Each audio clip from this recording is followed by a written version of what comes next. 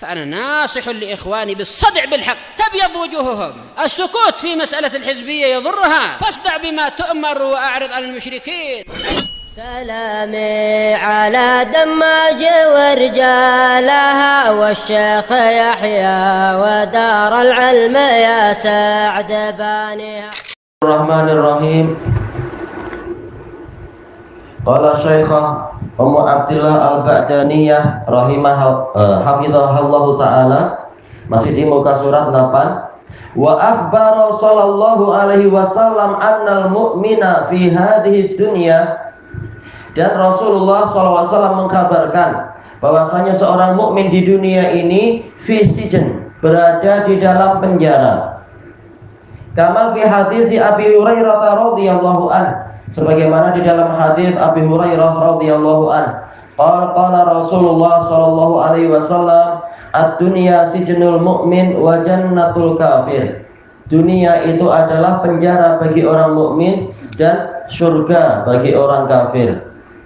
Baik, untuk orang kafir itu dunia adalah surga, untuk orang mukmin bukan, maksudnya kebalikannya berarti neraka, bukan neraka. Mukmin juga, mukmin itu bahkan bahagia di dunia, tetapi hawa nafsunya dan syahwatnya itu tidak dibebaskan. Hawa nafsunya dipenjara, keinginannya tidak semua dipenuhi. Baik. Padahal mukmin juga mendapatkan kekayaan, kebahagiaan, kesehatan, berbagai jenis bantuan dan kemuliaan. Namun dibandingkan dengan kenikmatan yang akan dia perolehi di akhirat, di surga nanti, maka dunia ini masih ibarat penjara.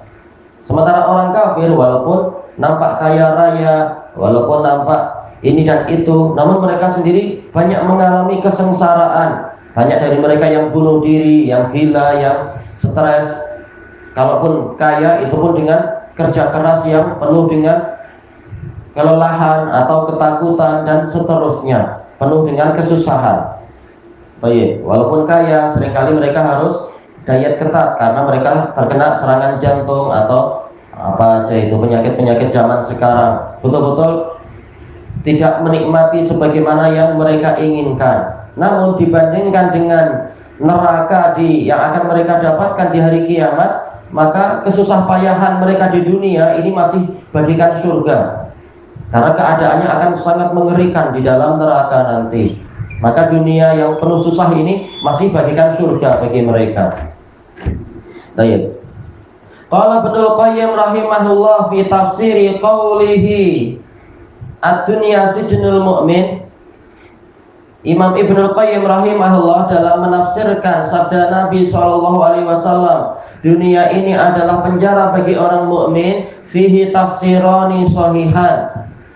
Di dalam hadis ini ada dua tafsir yang sama-sama benar. Ahaduhuma annal mu'min qayyadahu imanuhu anil mahzurat. Orang mukmin itu diikat oleh keimanannya dari perkara-perkara yang terlarang. Belum boleh untuk melakukan berbagai macam perkara maksiat-maksiat dan seterusnya, walaupun nampak menyenangkan. Nanti di surga sila mau minum khamar, sila juga laki-laki mau pakai sutra dan seterusnya dan seterusnya. Perkara yang di dunia tidak boleh, di akhirat boleh. Tapi apa, tentunya baik yang baik-baik aja, yang busuk-busuk nggak boleh. Jangan membayangkan di dunia tak boleh mencaci orang tua, di akhirat boleh. Bukan begitu maksudnya.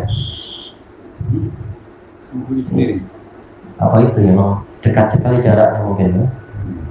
Hubungan pendek. Baik, wal kafir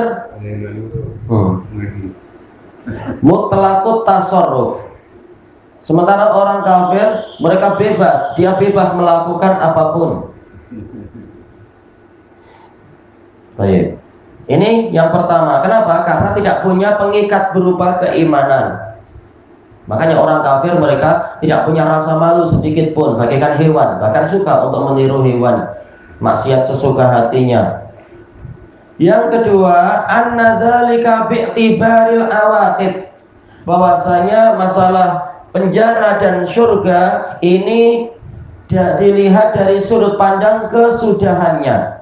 Fal mu'min law kana an'aman nas, orang mukmin walaupun dia adalah orang yang paling merasakan kenikmatan di dunia, fadzalika bil idhafati ila ma'alihi fil jannah, maka kalau dibandingkan dengan kesudahan dia di surga nantinya, kasijin, dia masih bagikan di dalam penjara. Orang-orang mukmin yang kaya, yang nikmat, itu kebaikan, nikmat dari Allah untuk dia. Tapi dibandingkan dengan istana dia di surga nanti, maka dia masih bagikan di penjara. Banglo yang dia miliki, kalau punya banglo atau istana atau apa, itu masih bagikan penjara. Karena rumah dia di surga jauh lebih baik. Baik. Walaupun orang mukmin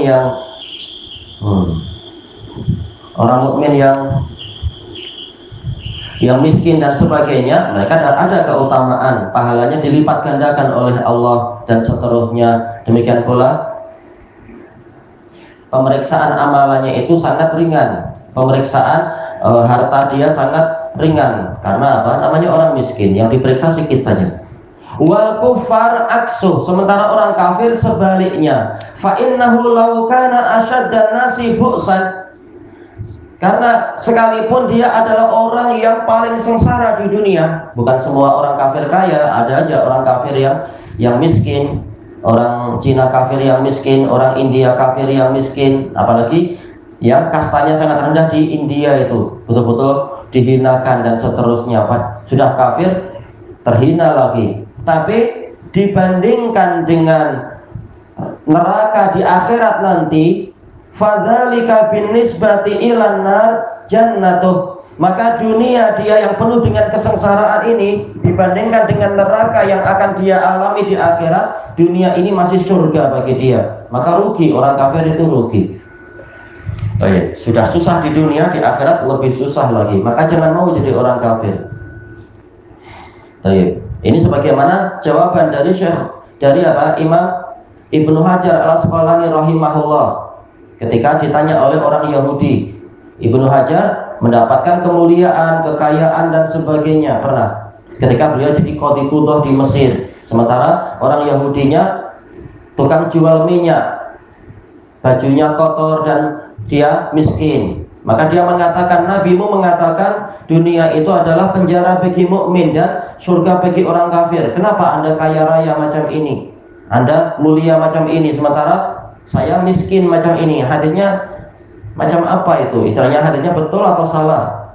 Maka Ibnu Hajar mengatakan, saya walaupun kaya seperti ini dibandingkan dengan kenikmatan yang Allah siapkan di surga, kalau saya masuk surga sebagai orang mukmin, maka kekayaan saya di dunia ini masih bagikan penjara saja. Sementara engkau walaupun sudah fakir di dunia dibandingkan dengan neraka yang akan engkau alami karena engkau kafir, maka engkau masih bagikan di surga. Wah, langsung ketakutan dia.